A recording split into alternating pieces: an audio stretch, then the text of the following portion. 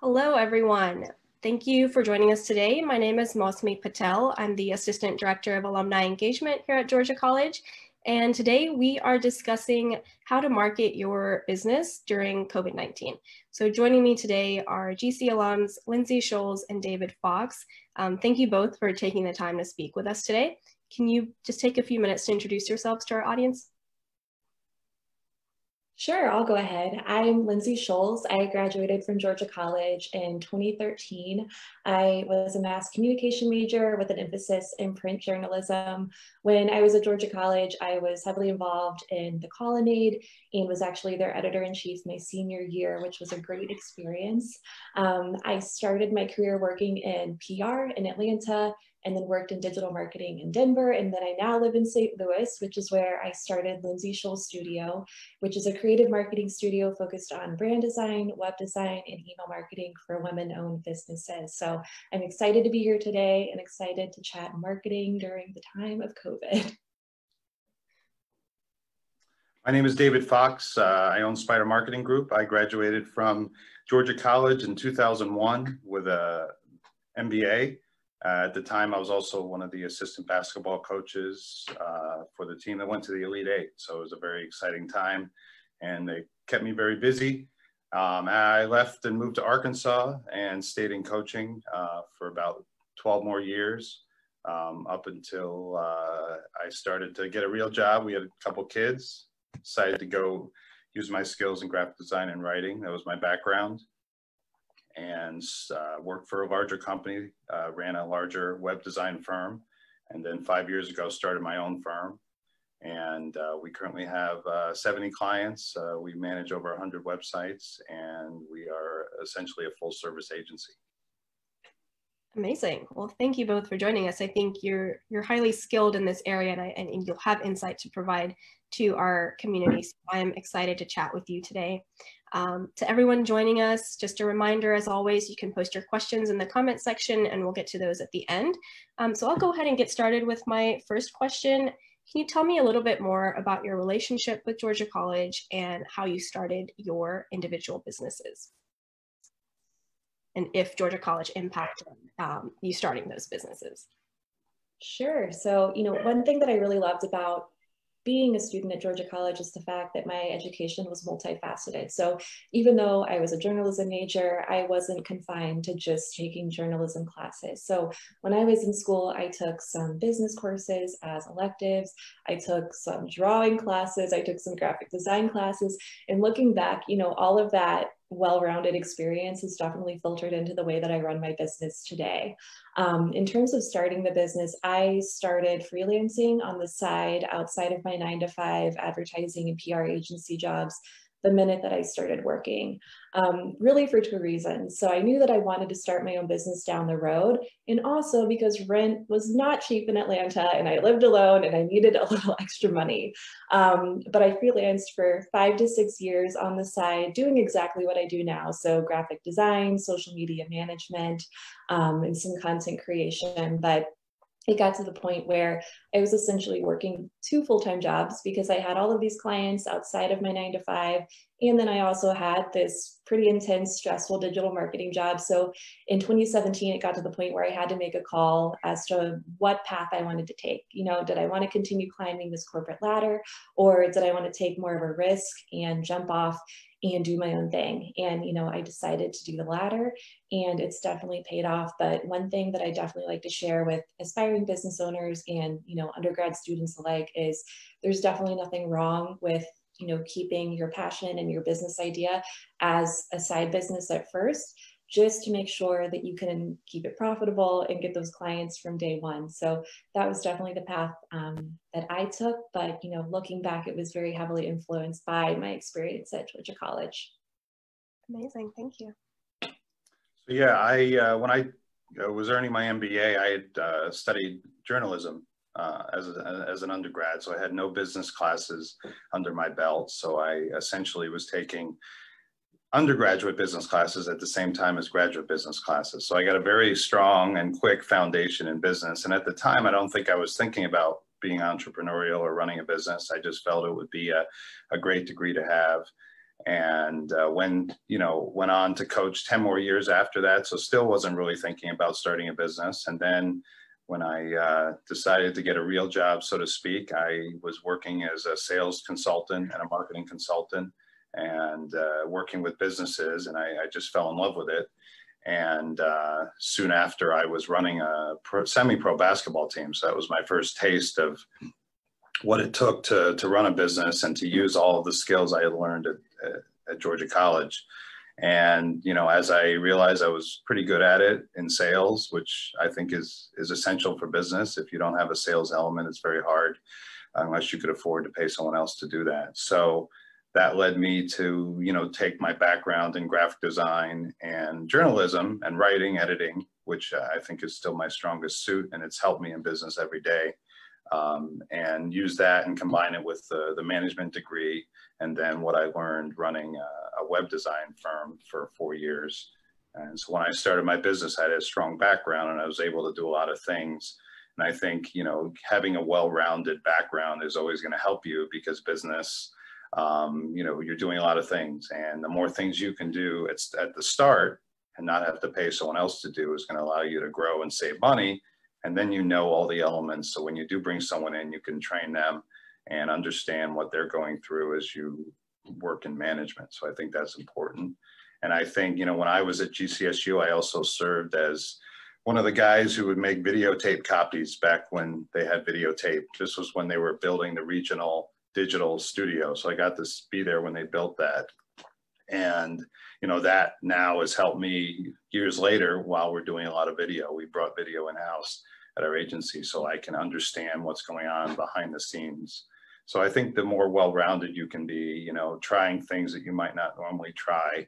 Again, I was coaching basketball at the time, so you never know when it's going to come back and benefit you. Amazing. Thank you.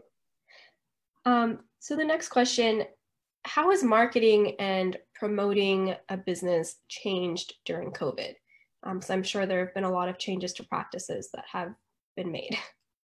Yeah, for sure. Speaking from experience and then also from the lens of my clients, a lot of brick and mortar businesses have been hit hard by everything that's been going on with COVID. And in my experience, a lot of them have had to pivot and find ways to digitally offer their product or services online to keep the ball rolling and to keep that money coming in. It's been really interesting to see some of these businesses and the way that they've creatively been able to pivot. One example that I've seen is a former client of mine that's a bridal boutique. Obviously, they had to shut down all of their brick and mortars, but they found a way to offer virtual try-on appointments for wedding dresses. Because of this, they ended up getting a ton of press. They were even featured, I believe, in the New York Times for it. So it spun into this really crazy thing of getting great press, actually getting more business because of it, and pivoting to where they could still safely market and make sales during COVID. From my perspective, I'm a graphic designer. I've primarily offered my services remote and digitally anyway, so I haven't been too impacted in terms of my business coming to a screeching halt. But with a lot of businesses dealing with diminished budgets and diminished sales, they have had to cut back in terms of where they're spending their marketing dollars. Because of that, I have had to pivot as well.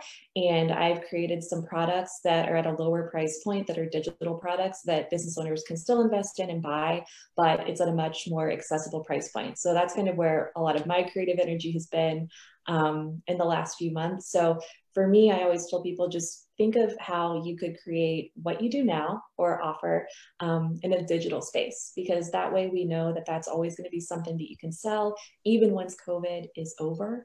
So yeah, it's just been all about that pivot, and it's been really interesting to witness. Yeah, I think it's twofold, because on one hand, you have businesses that are closing and not able to work. And, no matter, that doesn't affect their marketing at that point. It's very hard for them to market. Your client obviously took advantage of that, but some businesses don't have that option. Right. A restaurant marketing right now that isn't open is not going to help itself. On the other hand, you have a lot of people at home craving content. People have run out of Netflix shows to watch. So you've seen Facebook ads and Google ads actually increase in popularity in the proportion of what marketing people are doing, because people are craving that content. So I think businesses that have been able to take advantage of that You don't necessarily have to spend money on ads, but you can post more and do more things online. And a lot of those businesses that were dependent on salespeople going door to door and word of mouth are now saying, well, hey, I have to do more online.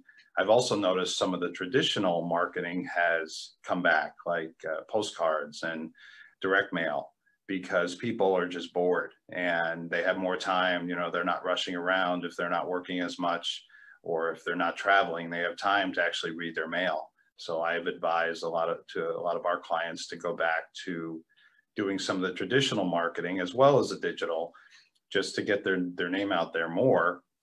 And obviously with the larger client base we have, you know, all spectrums of the effect of COVID. I have e-commerce companies that are running out of products. And then on the other hand, I have companies that are retail operations that are just slowed to a halt, who've had to go online and create an e-commerce resource that they didn't have before. So I think it's run the full gamut of options. And I think if you can be active, no matter what you're doing, if you're active, you're going to have an advantage as opposed to the people who are just sitting around and just not taking action right now. Yeah, that's a really good point you both made. It's really, it's been amazing seeing some of these businesses be so creative with their marketing as these times have shifted. And you can see that they're reaping the benefits, hopefully, through this. So my next question for you, what are the best tips currently with the current climate that you can offer to affordably promote a small business? I would say number one, you know, coming up with a solid social media strategy, an organic social media strategy. If you don't have one, you know, now, like we just talked about, a lot of people aren't working at the rate that they were used to before, so they probably have a little bit of downtime. So if you don't have a social media strategy, sit down and think about where your ideal clients and customers are. You know, are they on Facebook? Are they on Twitter? Are they on Instagram? Are they on Pinterest? And build out a strategy based on who you can reach on those platforms. You know, when it comes to organic social media, I like to tell people, don't put too much pressure on yourself at the get-go. You don't need to plan out 7 days worth of content for every channel right off the bat. Maybe just start with posting once or twice a week to gain some traction and start building up an audience, and then go from there. But I would say that that's definitely, you know, an integral part of anyone's digital marketing strategy right now. On top of that, you know, right off the top of my head, other free things that I can think of that people can do are to start to build an email list. That's another piece of a digital marketing strategy that I see a lot of businesses not take advantage of because they're so busy with the day-to-day operations in their business that it just kind of flies under the radar. But again, with this slower season for a lot of us, take advantage of that white space in your schedule and start building up these platforms to where when hopefully the world is back to normal soon, you'll have that nice foundation built on those platforms to where you can continue that momentum. Yeah, I definitely agree with the social media and the email. I think those are great ways to take advantage of people having more time to focus on content. If you can create good content right now, it's a great way to capture email addresses from people by offering them a white paper or some tips and tricks for something. They have more time to read it. You have more time to create it if things aren't as busy. So I think that's a great opportunity. Another thing that I think you can do is reach out to your current customers and just call them and see how they're doing. Don't try and sell them anything. Just reach out to them and, you know, sincerely check on them, see how they're doing. I think that's important because you have to keep your current customers happy as well. And invariably that will lead to a conversation about the business and may lead to a referral or something else where you could at least lay the groundwork and see what their needs are. And a lot of times they'll have needs where you can support their needs and make more money too. Again, email marketing is free essentially. There are costs if you want to set up a system, but it's a great way to touch people and provide them with information and see how they're doing, and also keep them thinking about you while this is going on, because it is going to end, and it's ending for some sectors now. So you can't just stop communicating. And I think as long as you're communicating with current customers, potential customers, and trying to grow what you're doing via social media or anything online as well as traditional, I think that'll give you a good base for when this ends. Thank you. And if someone wanted some additional help with marketing their business, what would be some of the benefits of hiring a company like yours? You want me to go first this time? Sure. Go for it. Sure. Again, I partner with a lot of other marketing agencies. There's not a lot of direct competition, especially if you're in different markets. And, you know, I think we're a full service agency, and we specialize in helping businesses grow without a lot of money. You know, we're very affordable. We try and establish long-term relationships with our clients. So we know our clients, we know their needs. You know, we help them with things that we don't normally do, whether they need their logo on a shirt or, you know, a direct mail piece designed and printed and mailed and delivered to the post office. We have all their info, we understand them, we know their message, we know their budget, so we can come up with things that will not only help them in the long run, but will not put them out of business by overcharging them. So I think it's more of an organic approach where we look at the business from a sales and marketing standpoint and try not just to say, hey, you should try this and give us $600, but hey, how can we help you so that you will remain a long-term client and grow with us? Yeah, you know, much in the same vein as what David mentioned, I think now is the time to really invest in the digital side of your business, because obviously a lot of businesses right now can't have customers in if they're a brick and mortar location, or if they're a service-based business that works with people in person. That's just not happening at the rate that it used to right now.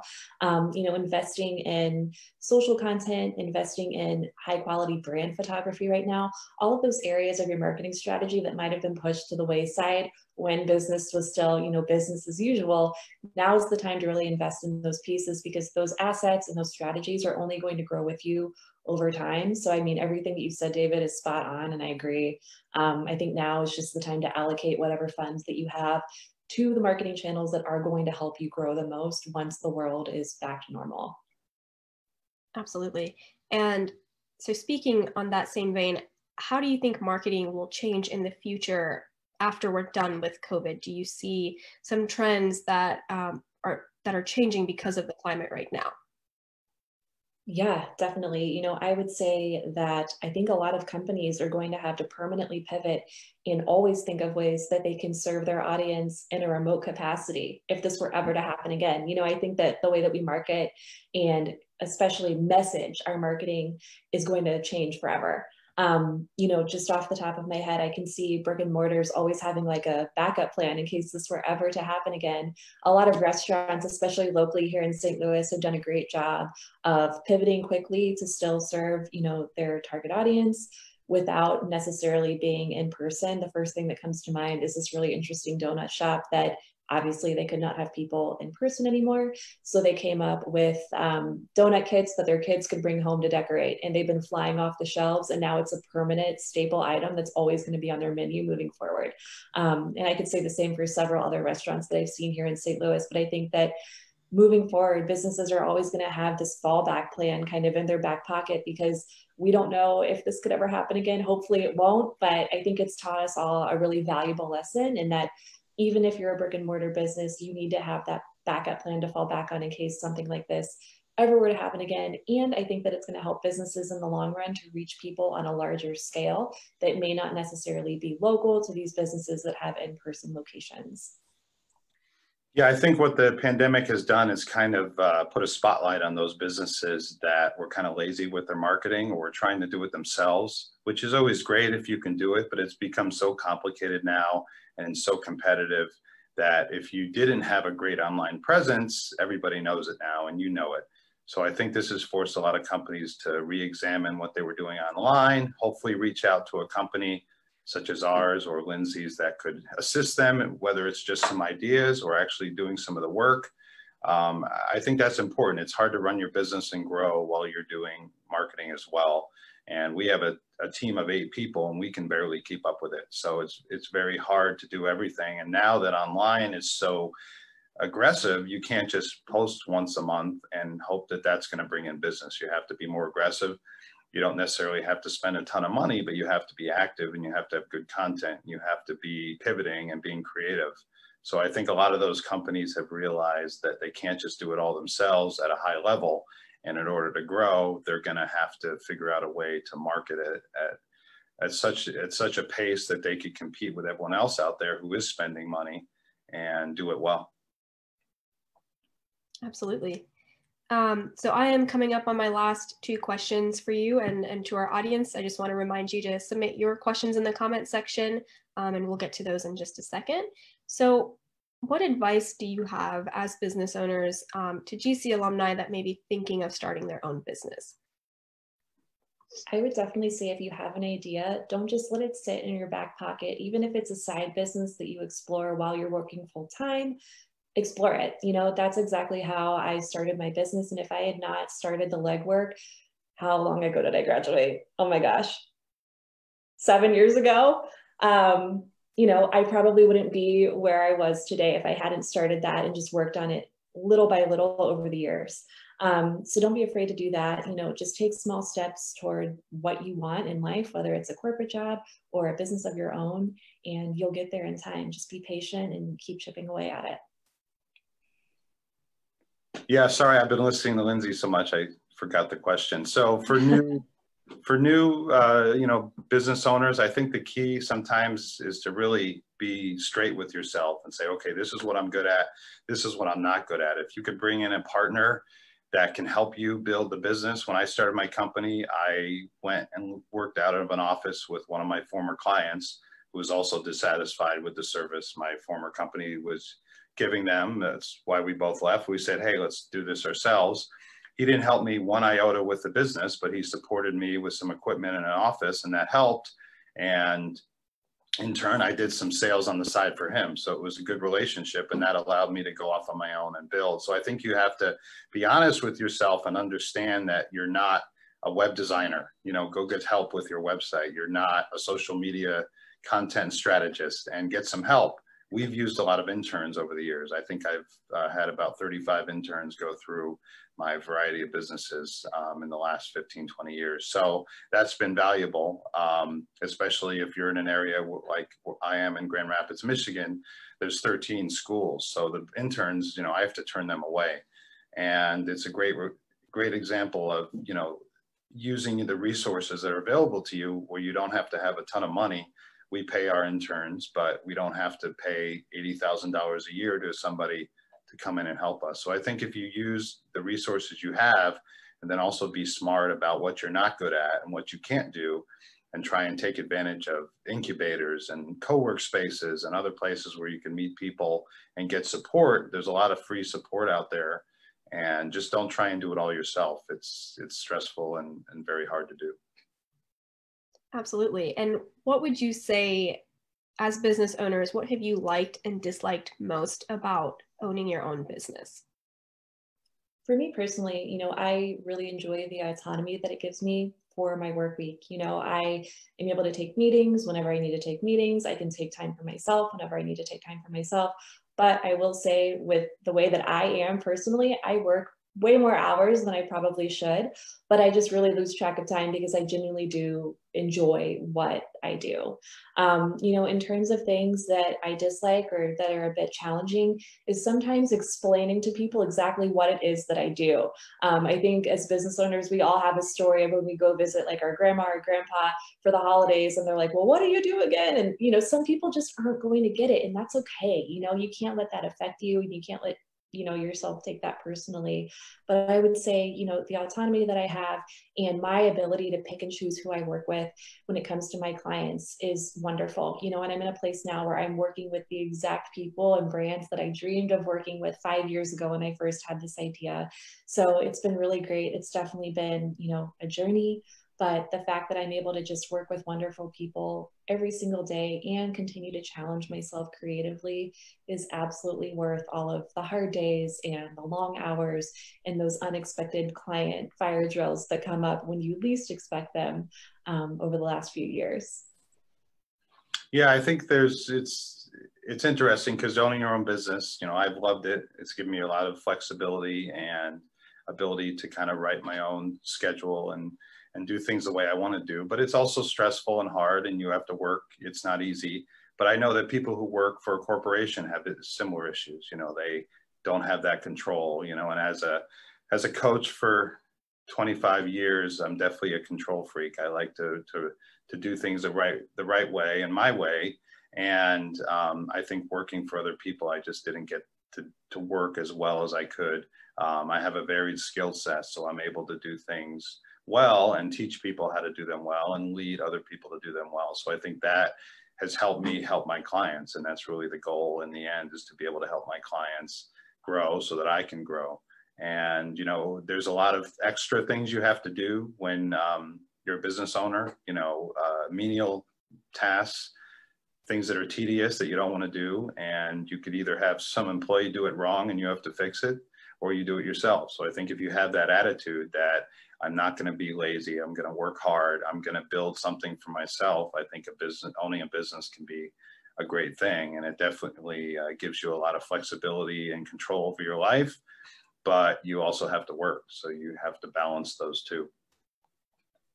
Absolutely. Well, thank you both for your insight. Those are the last questions I had. I'm going to check really quick and see if we've got some questions from the audience. Okay, so we've got one. So small business owners have to wear many hats. How much time should be devoted to marketing? Right now, honestly, with everything that's going on in the world, I would say devote more time to marketing than you did in the past. Like I mentioned earlier, if you don't have that solid social media strategy, if you haven't really toyed around with building your email list, focus that creative energy into these tasks, and I promise it'll pay off in the long run.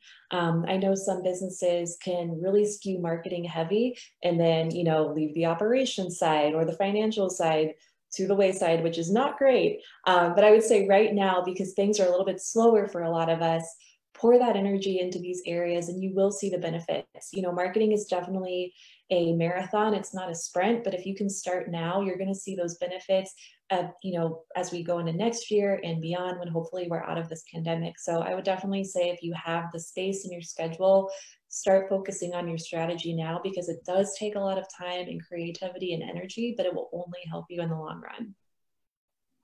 Yeah, definitely. I agree. And I think you have to balance things. I think if you have a lot of clients that have needs right now, you can't ignore them to find new clients. But on the other hand, we've been in situations where we had 10 websites we were working on in 2 or 3 months, and we didn't spend a lot of time on marketing. And then after those 2 or 3 months, we had a ball of time where there weren't any new clients in the funnel. So because there's so many tools you can use nowadays to automate a lot of tasks, I think you need to take advantage of that if you don't have the time to market. And if you have loads of time to market, I think there's no downside right now, as long as you're smart with how you're spending money and not wasting money. You know, for instance, drive times may be down during a shutdown, so you don't want to spend a lot on morning radio. You know, there's different things you can do to pivot and make sure your money is being spent well. Or if you don't have the money to market, your time is valuable too. And you could create content and reach out to new markets and try and see what your competitors are doing and spend the time to do that. But just keep in mind, as Lindsay said, you have to take care of your current clients and your current obligations as well, and make sure that there's that balance. Amazing. Thank you both. So we didn't have any additional questions, but if any of our audience members would like to reach out to Lindsay or David, both of their businesses are listed on Bobcats for Business, which is our searchable directory for Georgia College alumni. So if you go to bobcatsforbusiness.com, you can find them, as well as other Bobcat-owned business listings.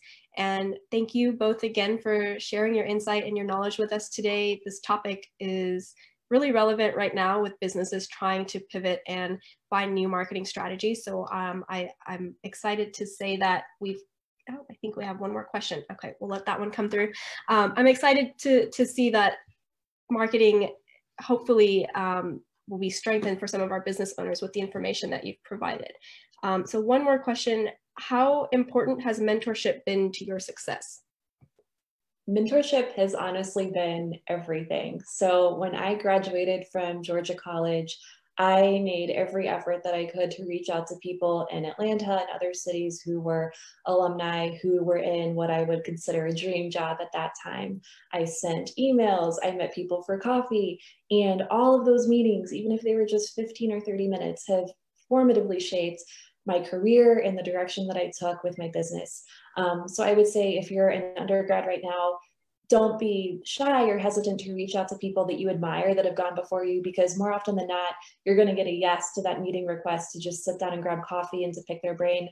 You know, I'm someone that loves getting those emails. I probably get 1 to 2 emails from Georgia College students a month just asking about what I do. And it really makes me so happy to see those pop up in my inbox. So definitely seek out mentorship, because you never know where you're going to end up, and seek it out outside of the Georgia College network as well. There's just always people out there that are going to want to help you. And especially in this season where I think we've all taken a step back and really taken inventory of what really matters. People are more helpful now than ever and just very generous. So I, you know, am several years into my business and I still seek mentorship from people that I admire who are 5 or 10 years ahead of me in their businesses. So it's an ongoing thing. You know, I know it takes a little bit of practice to put yourself out there and send those emails or those calls to set up meetings, but definitely make it happen. And, you know, in this season, of course, probably keep it to Zoom. Shouldn't have those in-person meetings just yet, but definitely don't let COVID stop you from that. Yeah, great answer. I agree. You know, mentorship is important, and I've kind of seen it from both sides. I had really good professors in college, and you know, good bosses along the way for the most part that helped me, you know, create what I do today. But I've also been on the other side as someone who's trained 30+ interns. You know, mentorship's a lot of hard work sometimes, and I've learned over the years that, one, I don't know everything, but that it's important for, you know, students to understand that they don't know everything, and the only way they're going to know it is to experience it. But I can help them, direct them to go down better paths so they don't have to make as many errors. They're going to make errors, they're going to make mistakes, but in business, one mistake can put you out of business. So the more information you have and the more guidance you have from people who've already made those mistakes is going to help you. And you have to be open-minded, and you have to understand that, you know, experience means a lot in business, and the people that succeed in business have failed a lot of times, and they've recovered from that and were able to pivot and get back up and do something well. So yes, definitely take advantage of any advice you can get. There's a wide variety of options, whether it's networking with your peers or looking, you know, obviously online, there's a lot of resources. So you should always be trying to learn. And, you know, I'm 48, about to turn 49, and I know there's a lot of things I still don't know, and I'm constantly trying to pick up advice from other people, whether they're older or younger, more experienced, less experienced. I think the more perspectives you can pick up, the more well-rounded you'll be, and that's really what you need to do as a business owner. Absolutely. Well, thank you again for offering your insight. I don't think we have any more questions, but again, if you do, David and Lindsay's businesses are on Bobcats for Business, so feel free to reach out to them. Thank you both so much for your time. Thank you to our viewers for tuning in. We will see you next time.